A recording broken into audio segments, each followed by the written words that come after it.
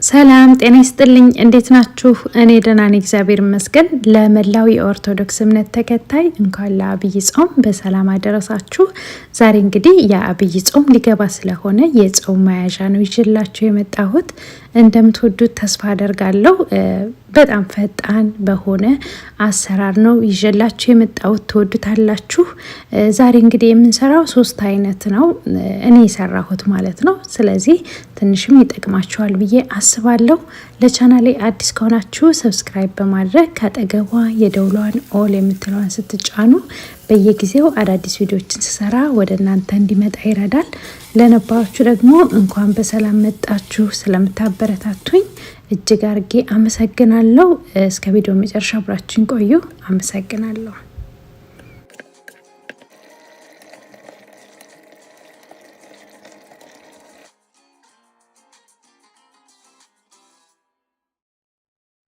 በመጀመሪያ የምንሰራው ዶሮአችንን ነው። ዶሮአችን ለመስራት እዚህ ጋር የሀበሻ ሽንኩርት አለኝ፣ እሱን እልጣለሁ። እዛ ደግሞ ዝንጅብልና ነጭ ሽንኩርት እሱም ያስፈልገናል።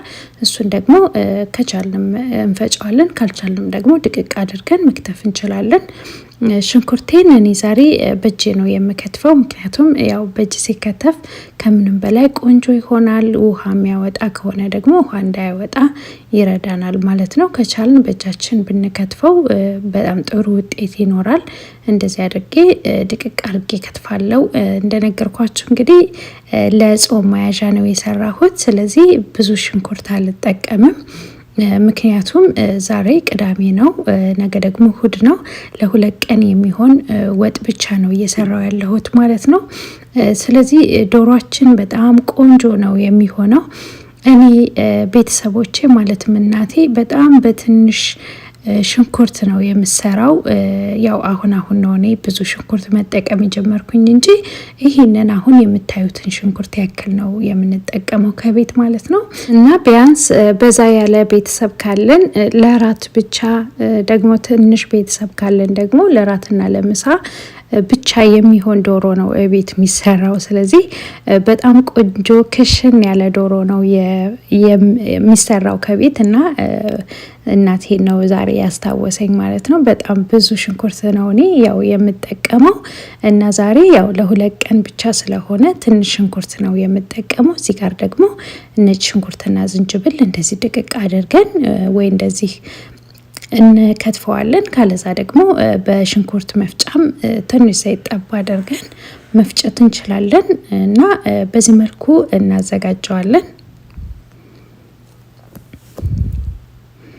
አሁን ድስታችንን ጥደናል። ያው ትንሽ ምንም ዘይት ምንም ነገር ሳንጠቀም ሽንኩርቱ እንደነገርኳችሁ በእጅ ሲከተፍ ብዙም ውሃ ስለማያወጣ እንደዚህ አድርገን በራሱ ጥብስ እናደርገዋለን።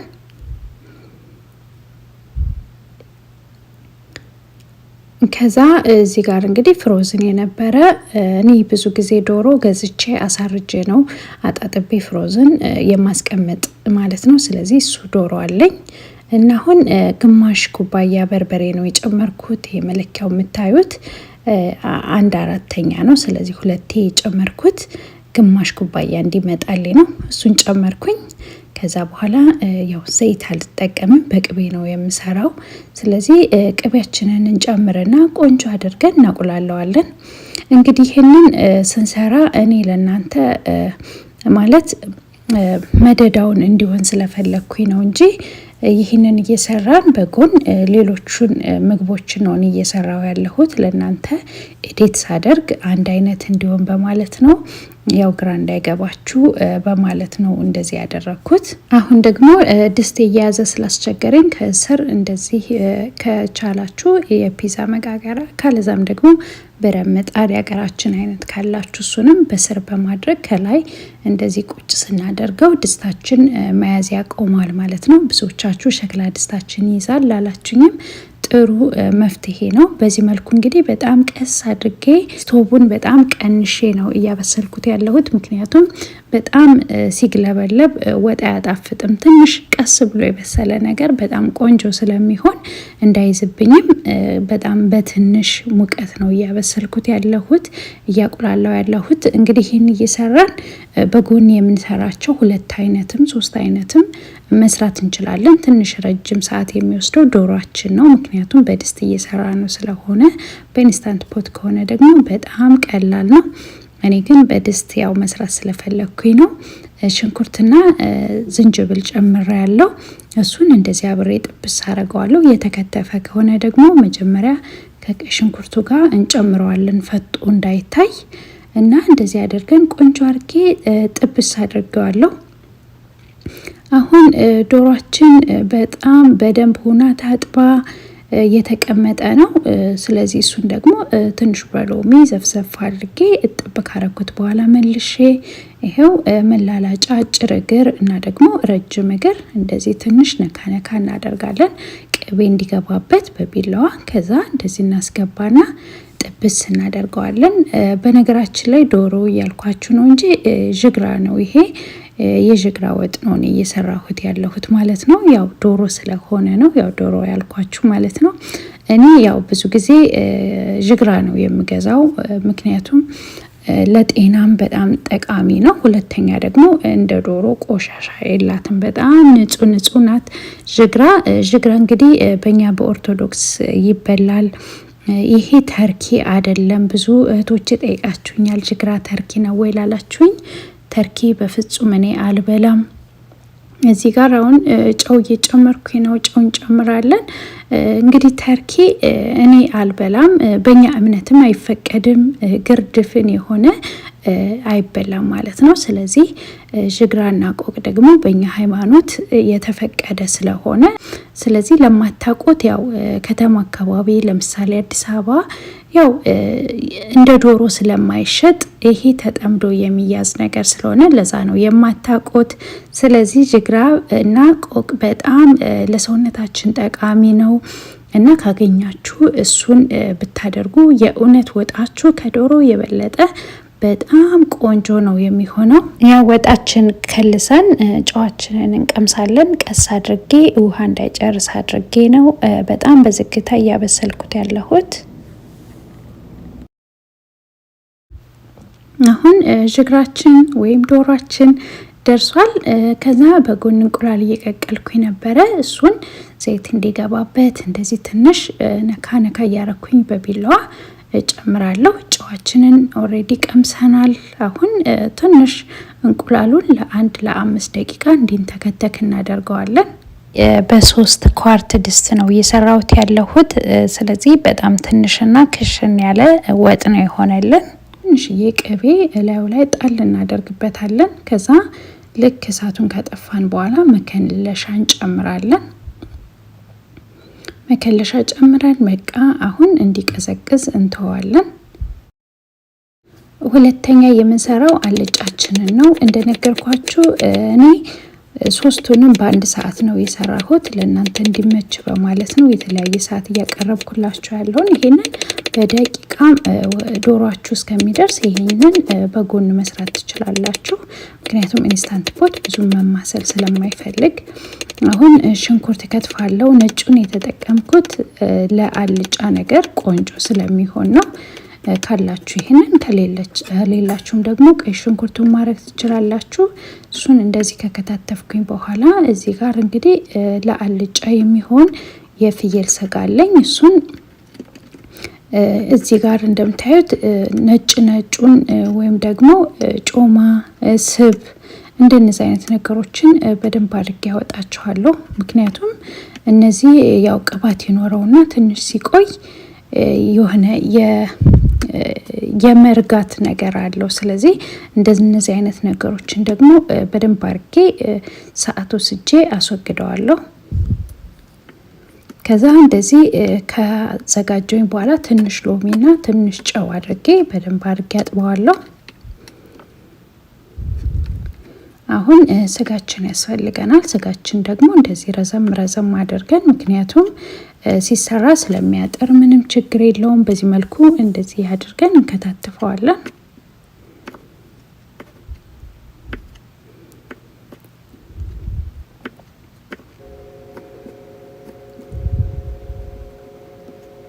እንደዚህ ከተከታተፍን በኋላ ሁሉንም እናጥበዋለን ቆንጆ አድርገን። ከዛ ኢንስታንት ፓታችን እንጥዳለን። ትንሽ ሶቴ ላይ እናደርገዋለን፣ ምክንያቱም ቅመማችን እንዲዋሃድልን። ከፈለጋችሁ መተው ትችላላችሁ፣ ዝም ብላችሁ ቀላቅላችሁ መጨመር ትችላላችሁ። ትንሽ ዘይት ጨምራለሁ፣ አላበዛም። ምክንያቱም እንዳያችሁት ስብ ነገርም ያው የቀረም ነገር ስለሚኖረው፣ ስለዚህ ዘይቱን አላበዛም። ቅቤም ስለምጨምር እርድ ጨምራለሁ። ከዛ እዚህ ጋር ነጭ ቅመም አለኝ። ነጭ ቅመም 1 የሻይ ማንኪያ። እዚህ ጋር ደግሞ ኮሪያንደር ፓውደር ወይም የድንብላል ፓውደር የተፈጨ ማለት ነው፣ ቤት ውስጥ የፈጨሁት ነው። እሱን ደግሞ ግማሽ የሻይ ማንኪያ ጨምራለሁ። ከዛ አሁንም ትንሽ ጨምራለሁ እርድ፣ ምክንያቱም እርዱ ወጣ ያለ ሁለቱም ቀይ ወጥ ስለሆነ ትንሽ ቢጫ እንዲሆን ስለፈለኩኝ፣ እናንተ እንግዲህ እንደ ፍላጎታችሁ ነው። ትንሽ ከለሩ ወጣ እንዲል ስለፈለኩኝ እርድ ጨምሬበታለሁ። ከዛ ነጭ ሽንኩርትና ዝንጅብል አለኝ፣ እሱን ጨምራለሁ።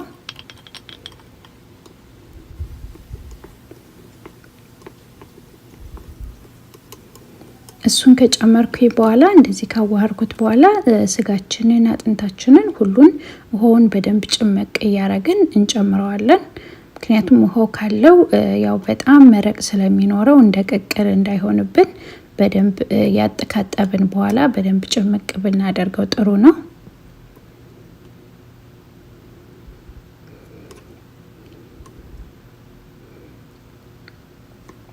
ከዛ እንደዚህ ሁሉንም እናዋህደዋለን።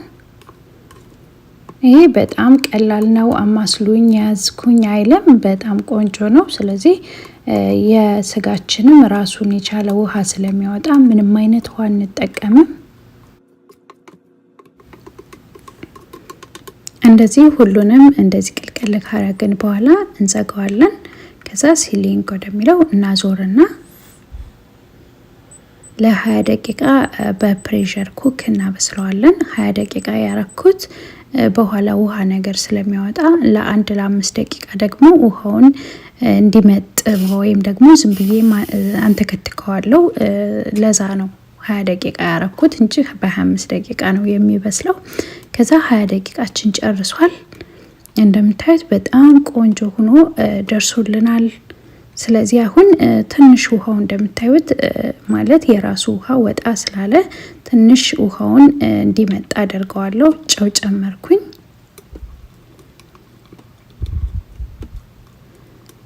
ጨው ከጨመርኩኝ በኋላ ሶቴ ላይ እናደርግና ለ1-5 ደቂቃ እንደዚህ ትፍት ያደረገውን ውሃ ትንሽ ቀነስ እንዲያደርግ አደርገዋለሁ።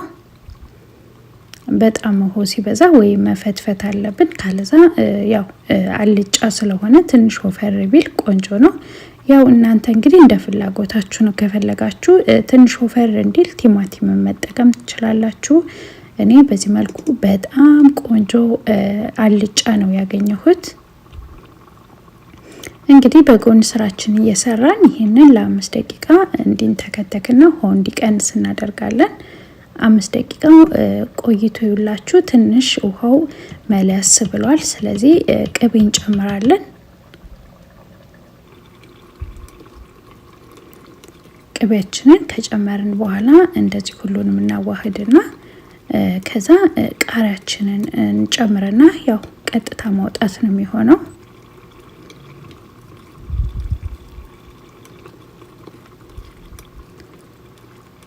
በጣም ቆንጆ ነበረ፣ ይጣፍጥ ነበረ። የእውነት ሞክሩት። ምንም ሰዓት አይፈልግም። አማስሉኝም ስለማይል በጣም ቀላል አሰራር ነው።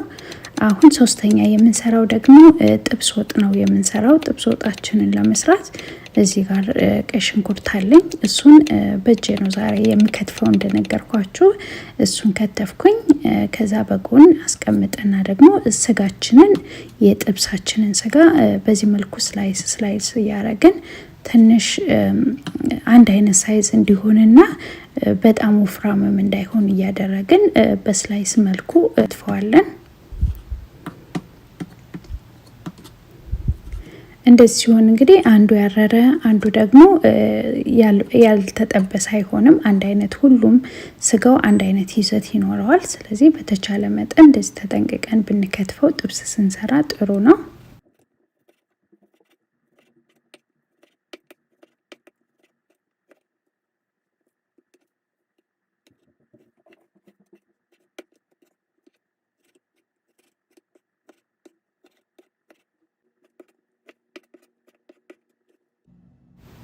አሁን ኢንስታንት ፓታችን ላይ ትንሽ ቅቤ እጨምራለሁ። ያያችሁትን ቅቤ ሁሉ አይደለም፣ ትንሽ ቀነስ አድርጋለሁ ስለበዛ። ከዛ ትንሽ ከጋለ በኋላ ደግሞ ስጋችንን እንጨምራለን። ትንሽ እንጠብሰዋለን፣ ምክንያቱም የምንሰራው የጥብስ ወጥ ነው።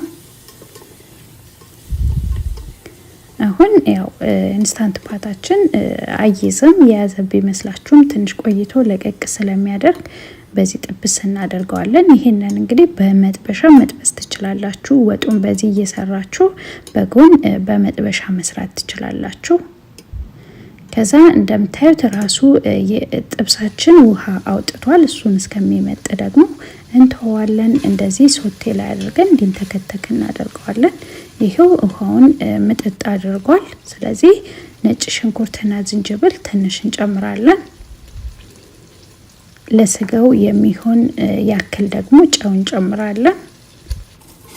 ከዛ እንደዚህ ጠበስ እናደርግና ወዲያውኑ እናወጣዋለን። እንግዲህ እንደዚህ እንኳን ብንበላው በጣም ቆንጆ ሲጣፍጥ ልነግራችሁ አልችልም። እንደምታዩት ቆንጆ ሆኖ ጠብስ ብሎልናል። አሁን እናወጣዋለን።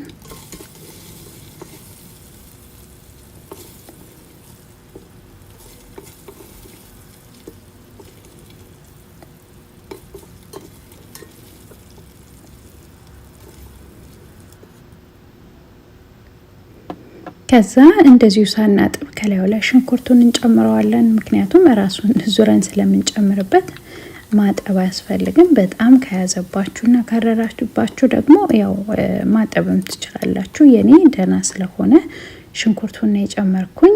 ሽንኩርቱ እንዳይዝብን ደግሞ ትንሽ ዘይት እንጨምራለን።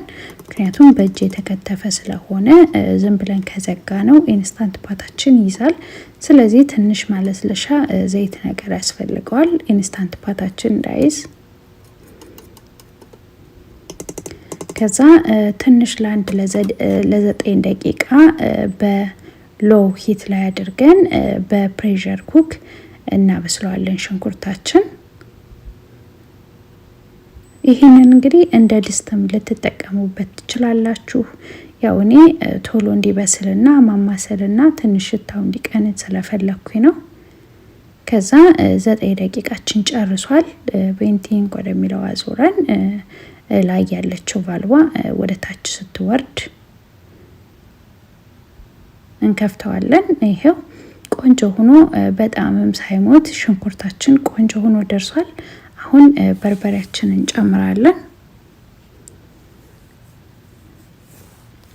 በርበሬ እንግዲህ እንደ ፍላጎታችሁ ነው። እኔ ያው ትንሽ ግማሽ ኩባያ ሊደርስ ግማሽ ኩባያ ያልሆነ ከዛ ደግሞ ትንሽ ያነሰ ነው የጨመርኩኝ።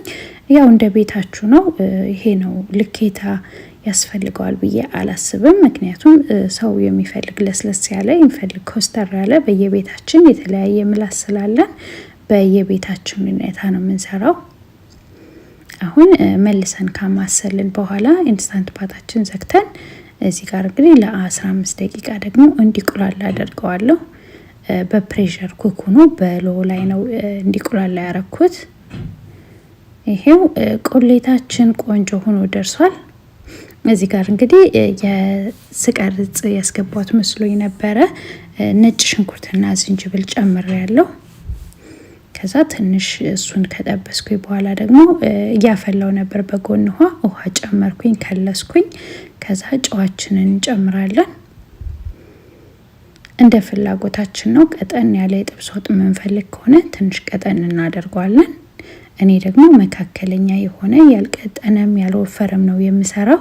ስለዚህ ለኔ በቂ ነው ማለት ነው። ከዛ የተጠበሰውን ስጋ እንጨምራለን። ትንሽ ሰዓት ለ1 ለ5 ደቂቃ የሚሆን አብረን እናንተከትከዋለን። ከዛ ደርሷል። ከላይ መከለሻ ነስነስ እናደርግበታለን። ከዛ ደግሞ ትንሽዬ ቅቤ እናደርግበታለን።